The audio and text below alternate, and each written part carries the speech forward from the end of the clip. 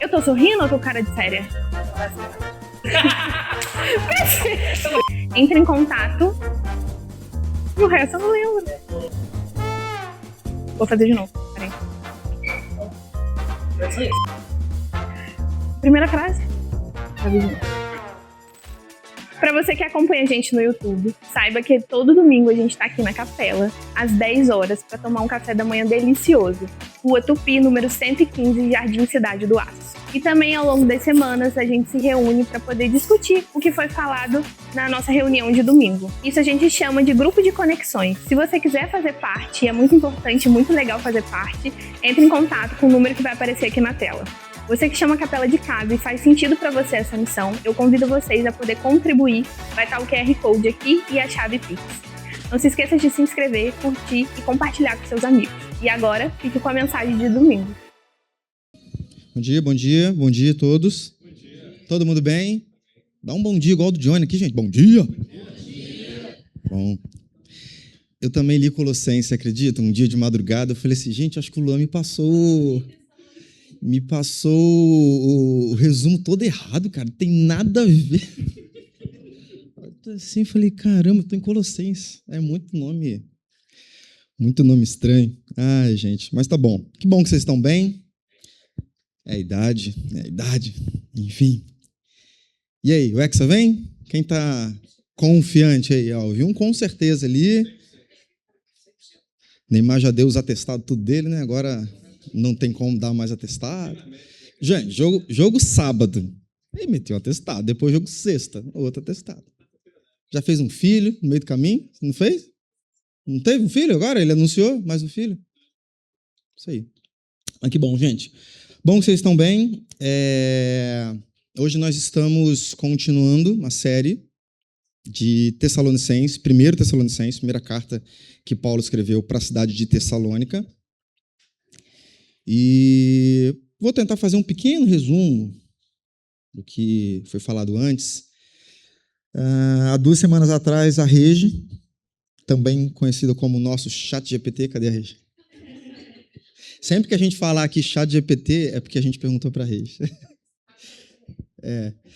A Regi fez uma introdução, pegando o capítulo 1. Não sei se vocês chegaram a ler Tessalonicenses, é bem curtinho, são a primeira carta. Oi? Pregonhados, verdade. É porque depois a gente pula para o 2. Então, desculpa, verdade. Olha o ChatGPT me corrigindo aqui. Isso aí, muito bem. Então, a Regi dá ali um contexto geral de como estava aquela região de Tessalônica, contexto cultural, político, social, religioso, histórico, financeiro, enfim. Tessalônica ainda é uma cidade muito importante na Grécia.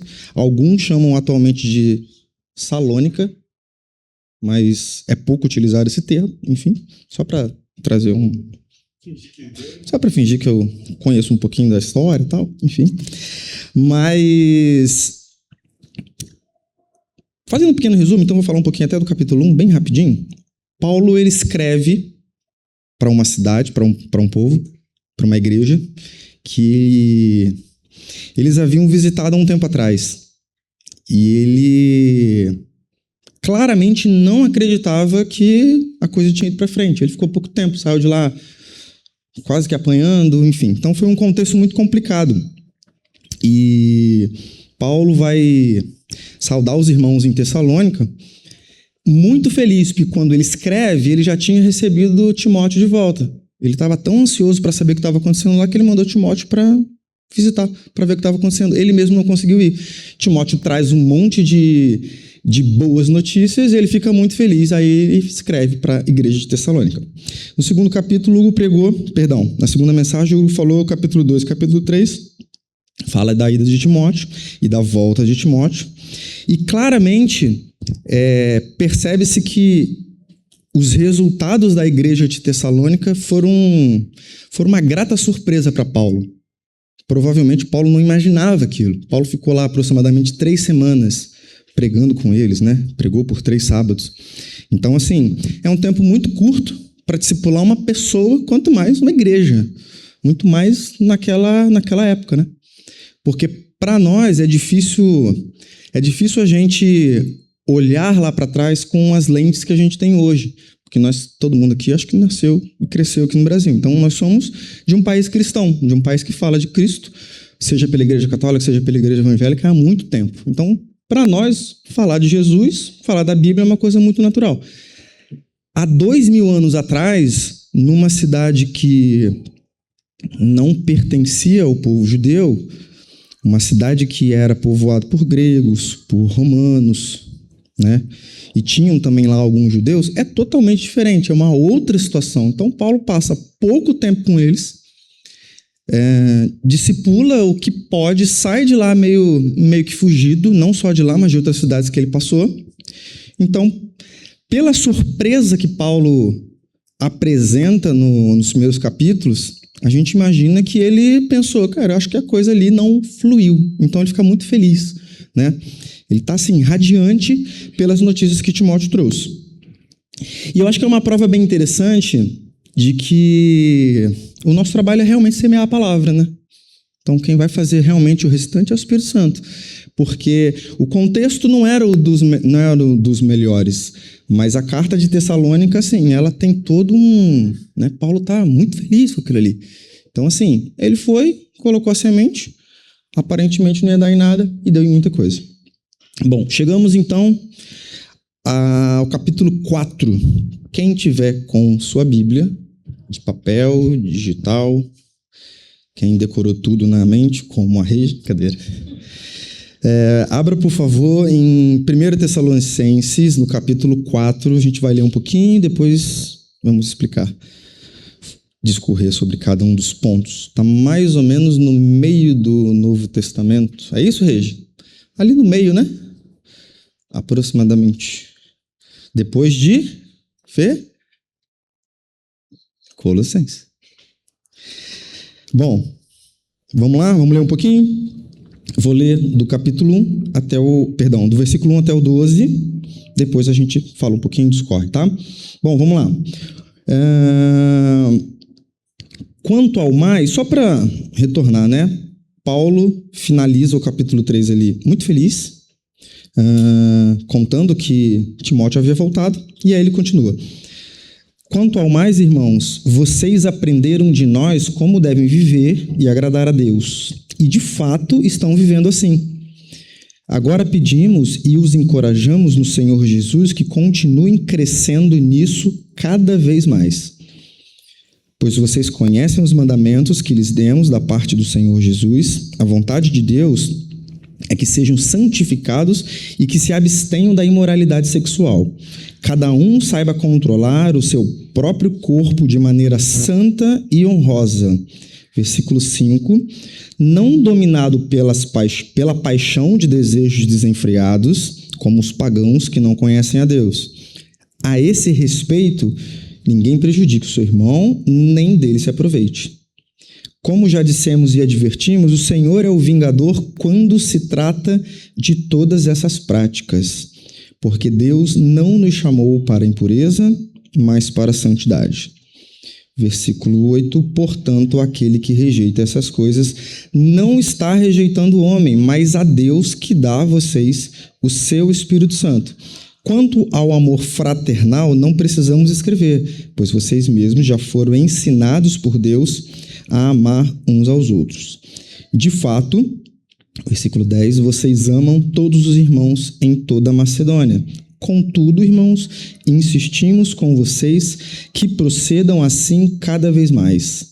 Esforcem-se para ter uma vida tranquila, cuidar das coisas que eles dizem respeito e trabalhar com as próprias mãos, como nós os instruímos, a fim de que andem decentemente aos olhos dos que são de fora e não dependam de ninguém. Amém? Bom, vamos orar rapidinho? Deus, nós estamos reunidos em Seu nome, Senhor, pedindo para que o Teu Espírito Santo fale conosco, de acordo com a vontade dEle.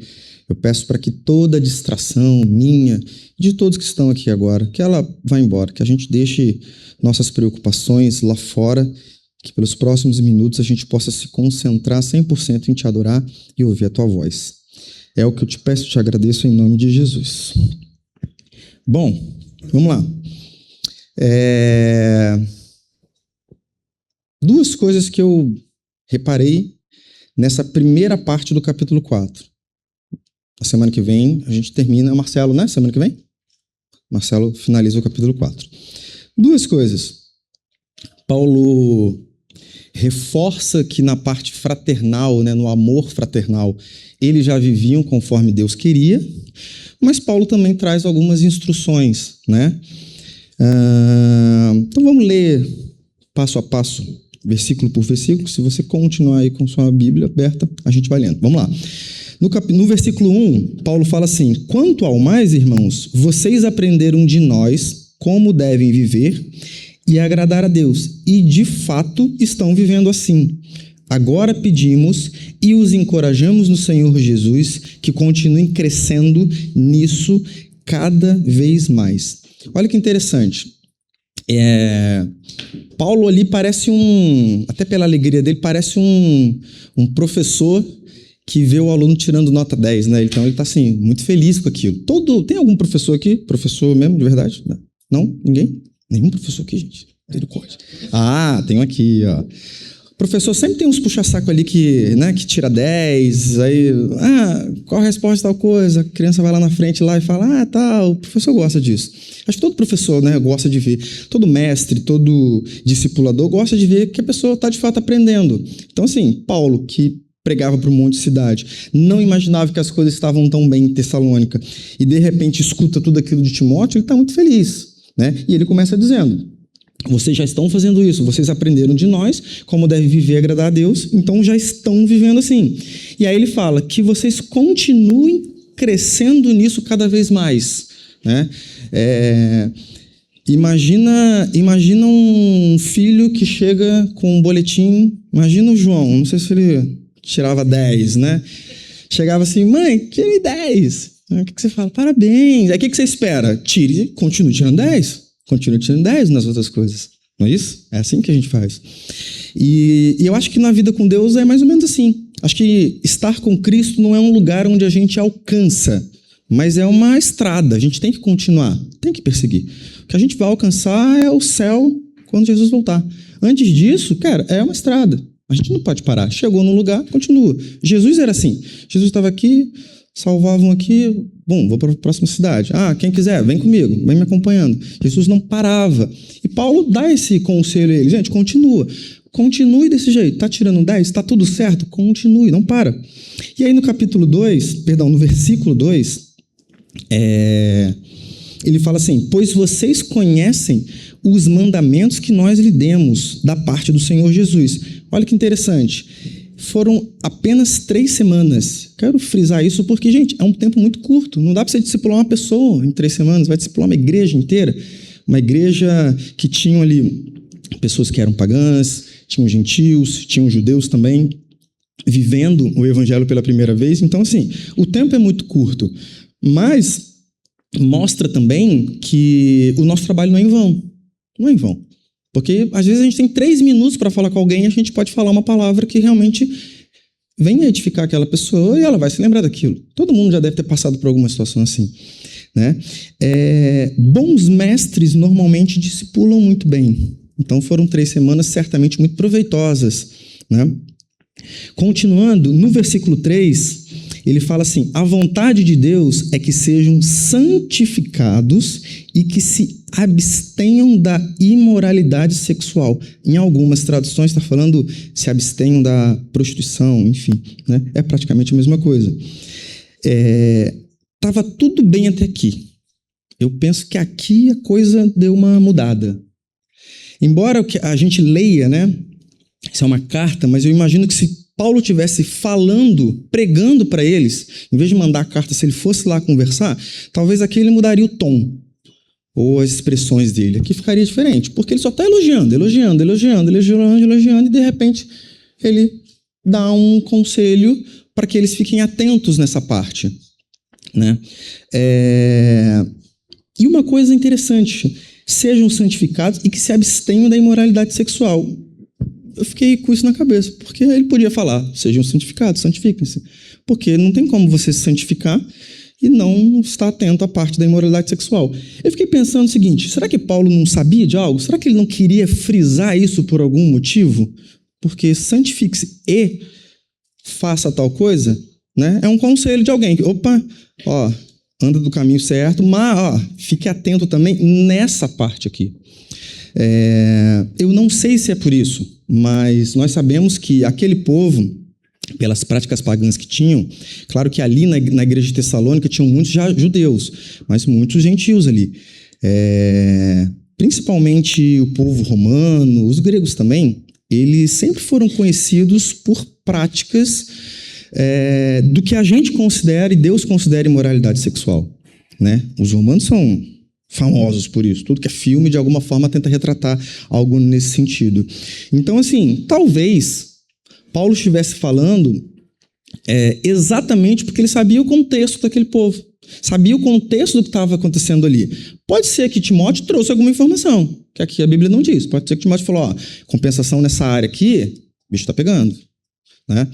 E se a gente tentasse transportar para 2000 anos atrás, aproximadamente, imagina um povo, agora eu vou falar especificamente dos gentios, que de repente tem contato com o evangelho e precisam viver uma nova vida, totalmente diferente da que vivia antes. Largar um hábito é muito difícil, muito difícil. Quando eu fiz um curso uma vez, já tem muito tempo, do Sebrae, chamado Empretec, não sei se já ouviram falar, é muito, muito bom. Conhece? Muito bom. E na parte final do curso, eles incentivam a gente a mudar algum hábito, para mostrar que de fato é difícil, mas que a gente consegue. Então eles dão alguns exemplos. Quem costuma usar relógio no braço direito passa a usar no braço esquerdo, passa a usar no braço direito, trocar a carteira do bolso do lado de cá, pro lado de cá. Quem dorme no canto direito da cama, né, com a esposa, ou com o esposo, vai para o outro lado e tal, para a gente forçar o nosso cérebro a tentar alguma coisa diferente. Eu me lembro que eu usava carteira, então eu sempre usei carteira do lado de cá, passei a usar desse lado. Os primeiros 3 dias, assim, sabe, são desesperadores. O tempo inteiro eu achava que eu perdia a carteira. Eu ficava andando de um lugar para o outro, procurava em casa, às vezes eu estava na rua, saía de uma loja, eu voltava lá para ver se estava a carteira. A carteira só simplesmente estava do lado de cá. E isso a gente vai fazendo ao longo desses dias do curso. E eu me lembrei disso porque, assim, gente, é um hábito, cara, tão simples. Tão simples, trocar de lugar na cama, trocar a carteira, trocar o relógio, são coisas tão pequenas que quando a gente começa a fazer, a gente sente falta, a gente não está habituado. Agora imagina para uma prática que é prazerosa, porque o sexo é prazeroso, e de repente você sai de um ambiente de liberdade para eles, liberdade, né? A gente entende como libertinagem, para de repente ir para um lugar onde Deus vai exigir de você uma santidade. Então assim, provavelmente, creio eu, que isso foi muito difícil para eles. Talvez foi nesse sentido que Paulo quis tocar nesse ponto, porque ele faz questão de falar, busquem a santidade e tentem se livrar da imoralidade sexual. Né? Continuando, vamos ao versículo número 4. Ele fala assim, cada um saiba controlar o seu próprio corpo de maneira santa e honrosa. Cada um saiba controlar o seu próprio corpo de maneira santa e honrosa. Eu não sei para vocês, mas para mim, sabe o que mais chamou a atenção nesse versículo? Não foi de maneira santa e honrosa, foi controlar o seu próprio corpo. Não é o corpo do outro. Porque quando a gente fala de... Isso serve muito para nós, homens, né? A gente sempre tem mania de culpar o outro lado. Não, mas peraí, tá muito difícil, porque eu ando, né? Tipo assim, tem uma... a pessoa do trabalho está sempre de roupa curta, está sempre se provocando, está sempre assim, está sempre assado. Cara, Paulo está dizendo, você tem que controlar o seu corpo. Quem tem que controlar o outro corpo é a outra pessoa. Você tem que se controlar. Né? Nós temos um exemplo claro de José, que foi atacado lá pela mulher de Potifar, meu amigo. Quando o bicho pegou, ele saiu sem roupa, foi embora. Ele controlou, ele fez o que ele tinha que fazer. Controlar o seu próprio corpo é porque o meu pecado é meu, da Fernanda é dela, do João é dela, da Paty é dela. Simples assim. A gente tem que controlar o nosso próprio corpo. Né? Avançando um pouquinho, ele ainda fala assim, é uma continuação, né? controlar seu próprio corpo de maneira santa e honrosa, não dominado pela paixão de desejos desenfreados como os pagãos que não conhecem a Deus. Não dominado, ou seja, a gente não pode ser dominado não só por esses desejos, mas por nenhum outro. Quando a gente está sendo dominado, a gente perdeu o fruto do Espírito, que é o domínio próprio, né? Às vezes a gente confunde, né? Acha que existem frutos do Espírito, mas a Bíblia fala que é um fruto do Espírito, que como se fosse um monte de pedacinhos ali dentro, né? Mas tudo num fruto só. E o domínio próprio é um pedacinho desse fruto. Quando a gente é dominado por qualquer coisa, o domínio próprio saiu. Paulo está falando claramente sobre a parte sexual. Mas ele poderia estar falando sobre qualquer outra coisa, porque a gente às vezes perde o nosso controle sobre outra coisa, sobre finanças, sobre futebol, qualquer coisa que toma o lugar de Deus e tira o nosso controle. Por isso que a Bíblia fala que a gente não deve se embriagar, porque quando você vai estar se embriagando, você vai perder o seu domínio, você vai perder o seu freio moral, aquilo que você não falava, talvez você fale, aquilo que você não fazia, talvez você faça, você perde a sua capacidade de reação, você está perdendo o seu domínio sobre o seu corpo, sobre suas emoções, mesma coisa para quem vai usar uma droga.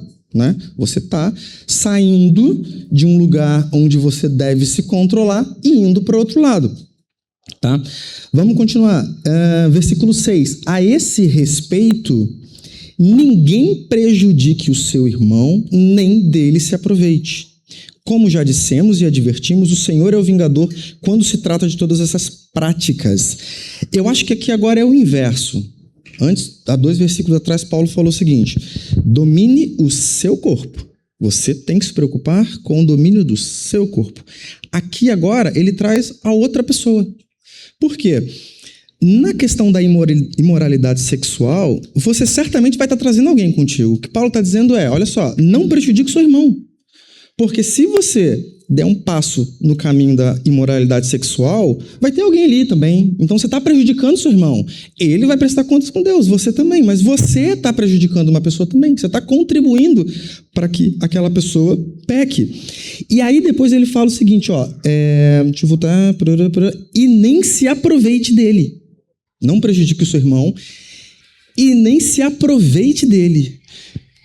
Se aproveitar de alguém é usar uma fragilidade. Concorda? Eu só posso me aproveitar do João se eu perceber uma fragilidade dele. Ele está querendo vender alguma coisa, está apertado de grana, tem pouquíssimo dinheiro. Como que eu me aproveito dele? Eu vou oferecer mais barato ainda. E ele está precisando de dinheiro, então eu vou me aproveitar de uma fraqueza dele.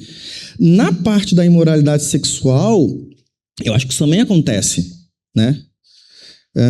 Ainda bem que não tem adolescente aqui, né? Que hoje o papo tá um pouquinho mais pra cima. Tem não? A Rebeca já tem 18 anos, gente. Pelo amor de Deus, já tem até tatuagem. Mas é isso, tá. Nem tá ouvindo? Mas o que seria se aproveitar de alguém? Gente, vamos lá. Todo mundo aqui ou já foi solteiro, né? A mulher, quando ela quer se aproveitar do homem, de uma fraqueza do homem nessa área, ela consegue. É claro que ela consegue. O homem é visual. Ela sabe como provocar, ela pode saber como se vestir, ela pode saber o que falar. É óbvio que ela consegue fazer. O homem também, que a mulher tende a ser mais de ouvir, exatamente, mais emocional. Ó, vamos lá, gente, sem machismo nem nada, pelo amor de Deus, mas vamos lá.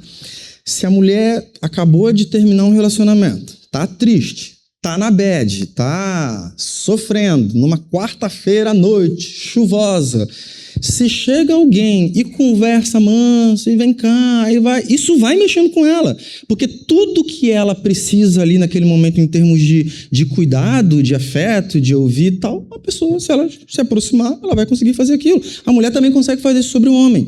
Então eu entendi aqui que se aproveitar do outro é se aproveitar de alguma fraqueza em algum momento. Um amigo meu, quando era solteiro, andava lá pelos Tinder e tal. Amor, vai ver a morena rapidinho. Ela tá chorando. É um amigo lá atrás. Um amigo de um amigo mesmo. Isso, exatamente. Primo do amigo meu. Ele... o Fabrício, ele, quando estava solteiro, assim, longe de Jesus, usando ali os aplicativos e tal, o que esse meu amigo fazia? Ele não mandava mensagem para alguém na sexta. Oi? Colocava foto com o Miel, claro, gente. Criança sempre, né? Óbvio. Claro, gente, claro, óbvio. Às vezes eu ia buscar alguém e levava a criança junto, entendeu? Enfim. Mas a estratégia era a seguinte: você não manda uma mensagem na sexta-feira. Na sexta-feira, cara, a pessoa tá lá querendo sair. Você tem que mandar uma mensagem na segunda-feira, que é um dia horroroso. Segunda-feira, chuvosa, então, é batata. Para os solteiros aí, né, gente? Enfim, não para... Oi? Aula... Não, Tinder, nem sei se existe mais. Existe Tinder, tem um solteiro aí, enfim, não sei. Deve existir. Gente, a segunda-feira chuvosa, não tem nada para fazer, você não tem concorrência, cara. Você vai mandar uma mensagem sexta-feira, se a mulher é bonita, tem um monte de cara chegando lá na sexta-feira, você já perdeu sua oportunidade, cara. Vai na segunda. Outra coisa, meu amigo me contou, quarta-feira à noite. Quarta-feira, muito tempo atrás, o Tinder, ó. O Twitter fez um estudo para ver qual que era o dia considerado o dia mais chato da semana.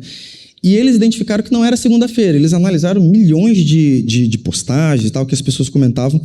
Porque, assim, eles identificaram que a segunda-feira você ainda está, assim, né, começando a semana, você acabou de sair do final de semana, então você está descansado. Então, assim, é ruim começar a semana ali e tal, a segunda no trabalho, mas, enfim, a coisa passa.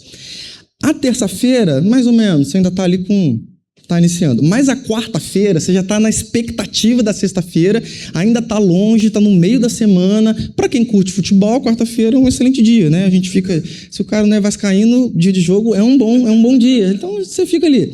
Mas é o dia de maior marasmo que tem. Isso não é de se aproveitar de alguma forma de uma fraqueza? Claro que é. Eu comecei a namorar assim, não foi, amor? Identifiquei as fraquezas ali, vi o que precisava e fui...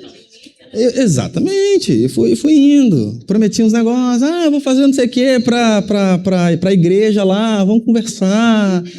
Até hoje eu não fiz, entendeu? Mas casei, o que importa é isso, não é? Estratégia, do grego, estratégia, né? Mas assim, o se aproveitar, a gente está falando de uma forma mais descontraída, mas Paulo está falando de imoralidade sexual, gente, então o assunto é esse. E se aproveitar disso... Todo mundo que é adulto sabe, é possível a gente se aproveitar, a gente encontra a fraqueza do outro lado e a gente ataca ali, porque a gente está na carne, o outro lado também está. Então Paulo fala muito claramente, tenha cuidado com o irmão e não se aproveite dele, né? Não se aproveite dele. Vamos continuar aqui no versículo 7. Porque Deus não nos chamou para a impureza, mas nos chamou para a santidade. Fiquei pensando nesse versículo. Deve ser muito louco, né? Assim, aqueles que viveram com Cristo foram chamados diretamente por Ele. Imagina, você é apóstolo lá, você está ali pescando e de repente o cara Jesus te chama. Lá que eu estou daí, vem me seguir. Cara, que coisa maravilhosa. No nosso caso é um pouco diferente. A gente sabe que Deus nos chamou de uma outra forma. Mas ainda assim, gente, é Deus. Ele nos chamou. Eu chamei para vocês para viver aqui. Não viva do outro lado, simplesmente. É difícil, mas é para onde Deus nos chamou. Versículo 8. Portanto, aquele que rejeita estas coisas não está rejeitando o homem, mas a Deus, que dá a vocês o seu Espírito Santo. Aqui eu acho que a gente faz uma divisão muito clara, e eu entro numa parte que eu considero muito importante. Paulo é muito claro. Quem rejeita essas coisas, esses conselhos e tal, não está rejeitando o homem, está rejeitando a Deus. E assim, a gente fala aqui, o Hugo falou na semana passada, a gente está sempre comentando sobre isso, que a gente não pode viver um evangelho de sim, sim, não, não, que esse não é o nosso objetivo aqui. Eu nunca me esqueço de uma vez que 2 adolescentes, a gente estava lá na praça, foram falar com Pedro assim, Pedro, a gente está pensando em ir no Lollapalooza. ou no Rock in Rio, não lembro o que era. O que você acha? O Pedro, grosso, como todo mundo sabe que é, falou assim, não sou seu pai, pergunta pro seu pai. Vai lá e conversa com ele, se ele tem que saber. De certa forma, a gente tenta agir assim daqui, pra gente não ficar infantilizando as coisas. Todo mundo sabe que pode, que não pode fazer. Se você acha que deve, vai lá, pega o ônibus e vai. Simples assim, junta com 2 amigos e vai. Mas a gente tem que começar a ter o Espírito Santo para decidir. Para decidir não, para nos orientar. E assim, aqui eu queria trazer para um perigo que a gente vive nos dias de hoje, que é uma visão do mundo que a gente traz muito para a igreja. Aqui a gente tenta ser uma igreja diferente e acaba sendo, sim, mas é uma igreja. Quem conheceu o Pedro, de conversar com ele, de caminhar sempre com ele, sabe que o Pedro é um cara extremamente careta, extremamente tradicional. Para essa área, então, meu amigo, esquece. Entendeu? O Pedro falava assim, cara, se vier um casal de namorado e falar assim, é porque a gente teve relação que você vai falar assim, tem que casar. Se vira e tem ponto. O Pedro é assim. E tem muita gente que acha que a capela é uma bagunça. E não é uma bagunça. A gente só parece que é uma bagunça, mas não é uma bagunça. E existe um perigo que vem, que é contemporâneo, que é o seguinte: aquilo que me confronta, eu falo que é um ensinamento dos homens. Eu não falo que é um ensinamento de Deus.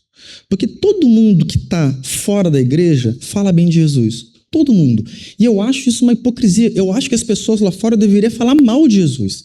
Porque as pessoas só olham a parte boazinha. Só olham a parte onde ele está falando de amor.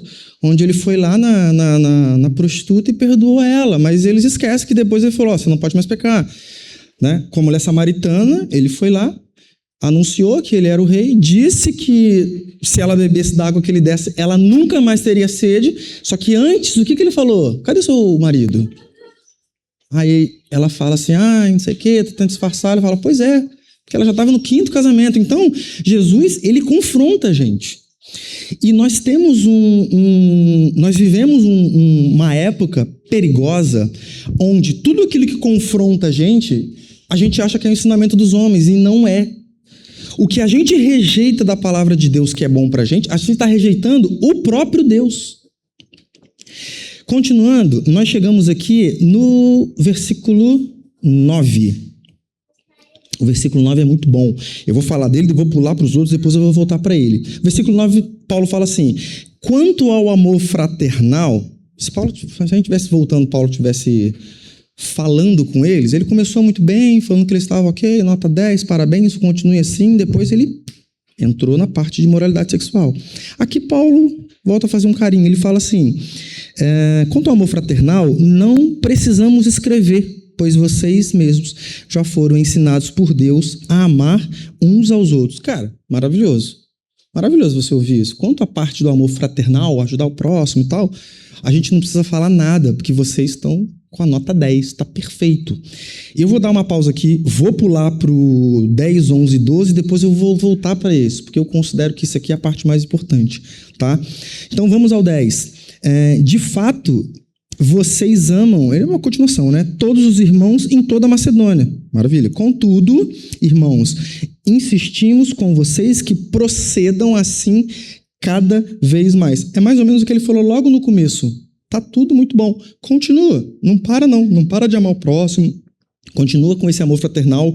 Continue amando aos irmãos da Macedônia, a todos que estiverem com vocês. Maravilha. E aí o 11 e o 12 eu vou ler junto. Esforcem-se para ter uma vida tranquila. Cuidar das coisas que lhe dizem respeito. Interessante isso, né? Ou seja, esquece as fofocas. E trabalhar com as próprias mãos, como nós os instruímos, a fim de que andem decentemente aos olhos dos que estão fora e não dependem de ninguém. Muitos autores tratam que a igreja de Tessalônica vivia assim, uma ansiedade muito grande pela volta de Cristo, né? Alguns falam que eles até estavam quase que deixando os trabalhos, estavam vivendo aquilo o tempo inteiro, né? Sem querer dar spoiler, mas na continuação que o Marcelo vai trazer, Paulo, inclusive, ele acalma os irmãos dizendo, gente, calma, primeiro vão ser ressuscitados aqueles que morreram primeiro e depois nós, os vivos. E uma coisa interessante, se aquele povo tinha uma ansiedade, acreditava que Jesus ia voltar o quanto antes, aparentemente Paulo também, porque ele fala assim, e depois nós, os vivos. Ele imaginava que talvez ele imaginava que Jesus ia voltar e ele estivesse vivo ainda. né? Então, essa parte aqui trata um pouco disso. Mas eu queria voltar ao versículo 9, que eu considero que é a parte mais fundamental desse início, né, do capítulo 4. Vou voltar. Quanto ao amor fraternal pelo próximo, né, não precisamos nem escrever para vocês mesmos, porque depois vocês mesmos já foram ensinados por Deus a amar uns aos outros. Separei 2 pontos aqui. O primeiro deles é fantástico. Imagina, nota 10, tá perfeito. Eu não preciso nem escrever isso para vocês. Eu não sei se vocês já se pegaram tentando imaginar isso, né? Mas eu fiz eu tentei desenhar isso na minha mente. Paulo escrevendo, Paraná, carta para eles, ok, mas vocês já fizeram o raciocínio de inverter? Porque a carta tinha que chegar ao destino. Já fez esse raciocínio de imaginar o pessoal da igreja recebendo a carta? E qual seria a reação deles? Pô, imagina que legal. A gente aqui, se nós fôssemos a igreja de Tessalônica, a gente de repente recebe a carta de Paulo. Alguns nem vão saber quem é Paulo, porque não estavam quando Paulo veio. Outros vão se lembrar, caramba, carta de Paulo. Paulo mandou uma carta, que maneiro. Hoje em dia é o WhatsApp, mas naquela época demorava, era uma carta. E alguém provavelmente começa a ler, né, em voz alta, em algum lugar, e ele está falando, cara, vocês estão muito bem, parabéns, até no momento que ele começa a falar da parte de moralidade sexual, onde ele começa a dar alguns conselhos maiores. Então esse é o primeiro ponto. Fantástico, muito bom. Imagina você ouvir isso. Imagina se nós tivéssemos, nós tivemos, né, durante um tempo, como chama a capela na Austrália? A Chapel, né? Assim, de uma certa forma, assim, de uma forma um pouco diferente do que se faz aqui, ela foi uma espécie de igreja-mãe. Então, vieram aqui, participaram de alguns cultos com a gente, então tinham um contato muito grande com Pedro. Imagina a gente, de repente, receber uma carta deles dizendo que, cara, tá tudo bom, tá tudo maravilhoso, vocês estão amando o próximo. Cara, com relação a essa parte, eu não preciso nem escrever nada para vocês. Pô, que texto bom de se ler. Mas, ao mesmo tempo, eu vou falar do segundo ponto agora. Sobre uma parte, ele disse, eu não precisava nem escrever. Mas sobre a outra parte, ele escreveu. Ele escreveu. Pelos motivos dele, o Espírito Santo levou ele a isso. E aí eu vou voltar ao que eu tinha falado sobre o versículo 8. Quando a gente rejeita essas coisas, a gente rejeita o próprio Deus. A gente não está rejeitando o homem, a gente está rejeitando o próprio Deus. E aqui eu acho que a gente tem que tratar sobre uma coisa que é comum nas igrejas ultimamente, que é um evangelho mais Nutella. Eu tenho certeza que quem está do lado de fora olha para a capela e fala que é o evangelho Nutella também. Com certeza. Eles falam que a gente aceita, eles falam que a gente é de tudo. Mas até visitar e ver que realmente não é assim. Porém, existe uma ideia que é uma ideia mundana de que se a gente amar ao próximo, a gente já está caminhando com Jesus. E não é isso. Lá fora, né, quando as pessoas querem criticar a igreja, e com toda razão, porque lamentavelmente a gente tem produzido líderes e pastores aí que merecem todas as críticas pelo que tem falado. Infelizmente, eles são muito barulhentos, né? E eles são vistos como os verdadeiros líderes da igreja. Mas quando as pessoas querem criticar a igreja, volto a dizer, com razão, às vezes eles veem alguém fazendo obra social e falam, tá vendo? Isso é o verdadeiro evangelho. Isso é amar a Deus. Isso é fazer. Por quê? Porque Deus é amor. E Deus é amor. Gente, Deus é amor mesmo. Porque olha que interessante. Paulo estava dizendo, com relação ao amor fraternal, o que vocês estão fazendo pelo outro, perfeito. Não tem forma melhor da gente pregar o evangelho do que com amor. Não tem. Se você age com amor com o teu próximo, de preferência lá fora, porque onde estão aqueles que precisam mais ser alcançados, as pessoas vão ver Cristo na gente. Não tenha dúvida disso. Deus mandou Jesus ao mundo por causa do amor. Muito simples. Deus amou o mundo de tal maneira que deu seu único filho. Simples assim. E olha que interessante. Deus não ama mais a mim do que o Adriano. Nem o contrário. Ou ao Igor. Independente do que o Igor faça, o amor de Deus sobre ele vai ser igual. Eu acho que não tem como... Deus ele não consegue ter imagina que ele não tem uma variação de amor. Não pode ter muito amor ou pouco amor, porque ele é amor. Mas João, quando escreveu que... Olha só, ele consegue trazer para o texto uma coisa muito forte. Deus amou o mundo de tal maneira, como se tivesse um amor ainda maior, mas ele é o próprio amor. Mas talvez foi a forma que João conseguiu escrever. É um amor tão grande que ele deu o único filho. Então, se a gente tiver amor ao próximo, a gente certamente vai mostrar Cristo para as pessoas. Mas não pode ser só isso. Não dá para ser só isso. Sabe por quê?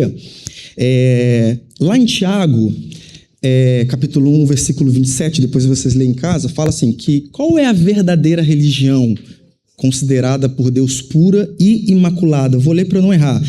Cuidar dos órfãos, das viúvas nas suas aflições. Isso é amor ao próximo. Só que ele continua. E não se deixar corromper pelo esse mundo. Algumas versões falam se livrar das iniquidades. Então, olha que interessante. Eu estou enxergando essa carta de Paulo aos Tessalonicenses exatamente dessa forma. Porque está parabenizando o amor fraternal, mas ele está trazendo para aquele contexto ali uma parte que eles precisavam estar atentos, que é se livrar das impurezas desse mundo, se livrar das iniquidades. Que no caso deles ele está falando de imoralidade sexual, mas poderia ser qualquer outra coisa. Qualquer outra coisa. Qualquer coisa que tire o nosso domínio próprio, a gente tem que se livrar disso. E em outro momento, quando os discípulos foram questionar Jesus qual é o maior mandamento da lei, o que Jesus disse?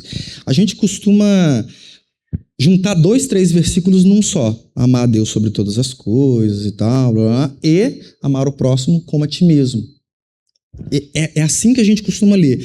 Só que, na verdade, esses versículos, pelo menos em Mateus, acho que em Marcos também, eles estão separados. Cristo responde assim, a pergunta foi, qual é o maior mandamento da lei? Jesus respondeu, ame ao Senhor de todo o seu coração, de toda a sua alma, de todo o seu entendimento. E aí ele continua, este é o primeiro e maior mandamento. Esse é o primeiro e maior. Ponto. Então, qual é o maior e qual é o primeiro? Amar a Deus sobre todas as coisas. E aí ele continua, ele fala assim, o segundo é semelhante a este. Ele fala, ame ao seu próximo como a si mesmo. E aí ele completa, destes 2 mandamentos dependem toda a lei e os profetas. Primeiro que ninguém jamais conseguiu cumprir toda a lei, mas se cumprisse toda a lei, você está amando a Deus sobre todas as coisas? Não. Você está amando o seu próximo? Então você está seguindo o que os profetas falam, mas você não está amando ao próximo, então você não está cumprindo nada. As leis, toda a lei e os profetas dependem desses 2 mandamentos. E será que a gente consegue fazer só um deles? Se amar a Deus acima de todas as coisas é o primeiro e o maior, se eu tivesse que escolher um, eu escolheria esse. Mas não tem como. Por quê? A Bíblia fala assim, se alguém afirmar, eu amo a Deus e não amar o seu irmão, ele é mentiroso. Porque você não pode amar o seu irmão, não amar o seu irmão que você vê, não amar o seu irmão que você está vendo, e amar a Deus que você não está vendo. Então, é possível amar a Deus e não amar o próximo? Não é possível. Não tem como. Não tem condições. Mas é possível fazer o contrário. É possível a gente amar o próximo e não amar a Deus? Sim. Sim. É só fazer a segunda parte. E aí eu quero voltar para o ponto que eu falei antes. Agora não vou usar o termo Nutella, mas assim, essa é uma simplificação barata e errada do Evangelho, que se a gente faz algo pelo próximo, a gente está fazendo a vontade de Deus. Estamos também fazendo a vontade de Deus. Mas se eu não amo a Ele, eu não tenho absolutamente nenhuma ligação com Ele. É possível amar o próximo e não amar a Deus? Claro que é possível. Está cheio por aí. Faz um trabalho social. A gente não pode dizer que só quem ama o próximo somos nós, ferrados e sem vergonha. Não, claro que não. Tá cheio de gente amando o próximo aí. Inclusive, tem muitas outras religiões, tem muitas pessoas que nem têm religião, que tá fazendo pelo próximo muito mais do que a gente faz. Mas tá amando a Deus? Eles vão falar que sim. Só que como que a gente ama a Deus? Cristo falou sobre isso. Lá em João no capítulo 14, no versículo 15, Jesus fala assim, deixa eu ler para eu não errar. Se vocês me amam, vocês vão obedecer os meus mandamentos. Então, amar a Deus é obedecer aquilo que ele colocou como mandamento. Então, não que a igreja de Tessalônica não estivesse fazendo isso, não estou dizendo. Só que claramente a gente vê duas questões muito boas. Eles estavam amando ao próximo, estavam amando a Deus. Se eles cumprirem os mandamentos de Deus, aí eles estão amando a Deus. Isso é tão importante que no mesmo capítulo 14 do Evangelho de João, logo mais para frente, no versículo 21, Jesus reforça isso. Ele fala assim, quem tem os meus mandamentos e obedece, esse aqui me ama.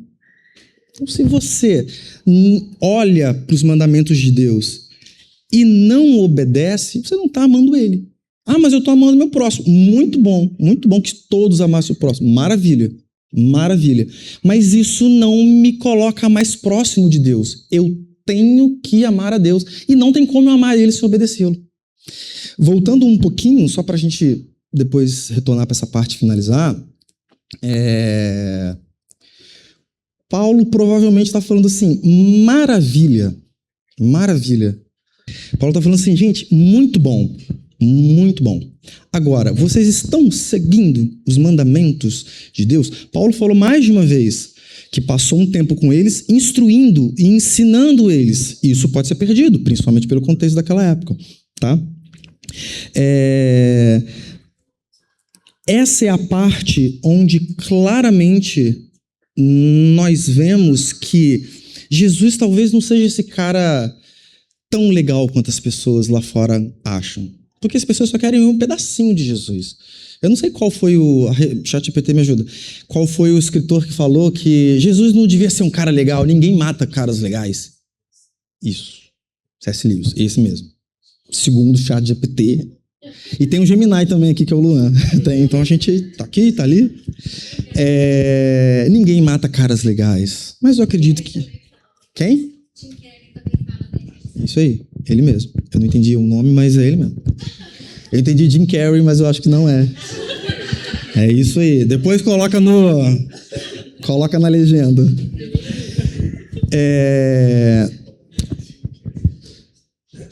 Jesus, eu imagino que ele era um cara legal. Mas eu imagino também que ele devia dar cada cortada nos discípulos, que é absurdo. Algumas estão claras, né? Algumas a gente lê. Né, eles tentando expulsar a multidão, chegava perto dele e tal. Então, com certeza Jesus fez isso. E não tem como a gente ter um evangelho sem confronto. Não tem como. Tanto a igreja precisa não, mas tanto a igreja vai ser confrontada. Então, parte de qualquer ataque que a gente receba de qualquer grupo, parte disso a gente merece 100%. Porque a gente tem feito muita coisa errada. Mas uma outra parte disso é porque luz e trevas não combinam. Simples assim. Agora, vamos tirar essa parte externa, vamos pensar em nós. Não tem como viver o evangelho sem ser confrontado. Paulo aqui estava confrontando. Vamos tirar a parte da imoralidade sexual? Caso isso não seja um problema para você, pode ser outro. Pega qualquer outro problema e encaixa aqui. E vai ter que ser para a gente algo incômodo. Se não tiver incômodo lendo a palavra, se não tiver incômodo vindo aqui, ouvindo a palavra de Deus, alguma coisa está errada. Porque a gente tem que ser moído todos os dias. Se a gente não está fazendo isso, então está um evangelho meio mais ou menos, é aquilo que eu quero ouvir, é aquilo que é interessante para mim.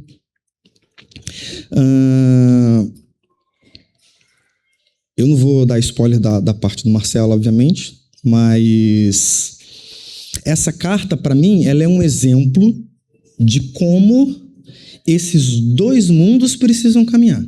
Tem que caminhar juntos. Amar ao próximo é maravilhoso, mas a gente tem que amar a Deus obedecendo as regras e os preceitos dele. Simples assim.